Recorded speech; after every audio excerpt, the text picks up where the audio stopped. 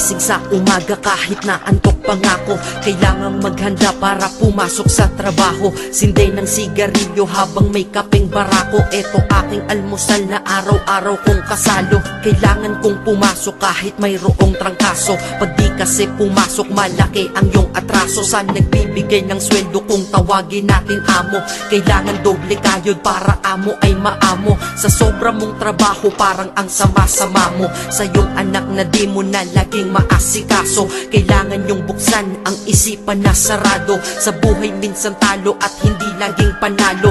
Wala kang aasahan, walang mamamalato.